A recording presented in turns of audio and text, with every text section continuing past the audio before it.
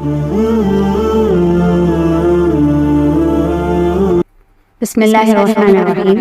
آج کا سوال یہ ہے کہ آئی بروز کرنا، فیشل ہیئر ریموو کرنا یا پھر ویکسنگ کرنا جائز ہے یا نہیں؟ تو آئیے اس کا جواب جانتے ہیں۔ تو جسم کے الگ الگ بال ہوتے ہیں۔ سب سے پہلے جانتے ہیں کہ بغل اور زیر ناف بالوں کا کیا حکم ہے۔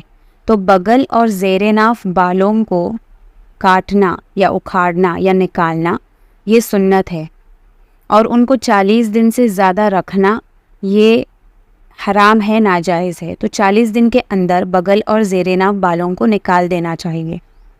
اس کے بعد چلتے ہیں سر کے بالوں کی طرف۔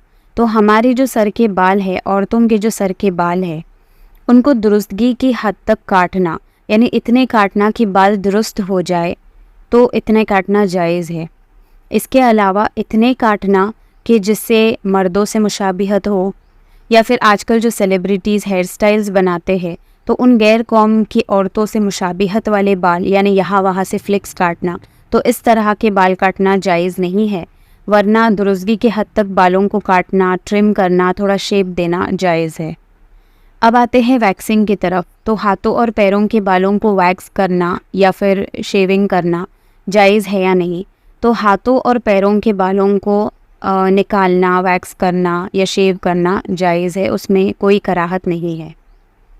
اب آتے ہیں چہرے کے بالوں کی طرف۔ تو چہرے کے بالوں کے بارے میں اس میں 2 چیزیں آتی ہے، ایک آئی بروز اور ایک باقی فیشل ہیئر۔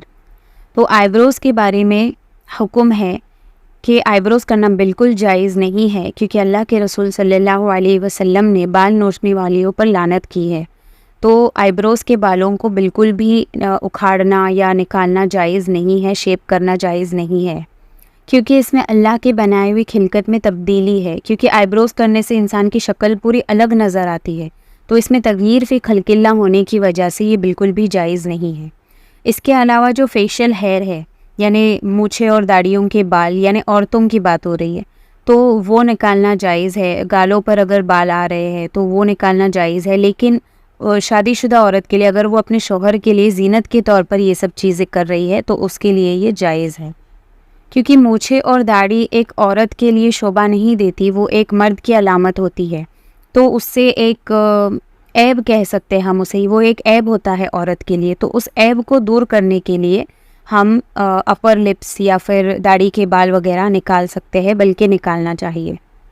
لیکن آئی بروز کے بال کسی بھی صورت میں جائز نہیں رہیں گے، ان کو نہ اکھاڑ سکتے ہیں، نہ ان کو ٹرم کر سکتے ہیں، نہ انہیں شیپ کر سکتے ہیں، بلکہ حدیث میں آئی بروز کرنے والی کے ساتھ ساتھ جو آئی بروز کروا رہی ہے اس کے اوپر بھی لعنت کی گئی ہے۔ اللہ ہم سب کی حفاظت فرمائے۔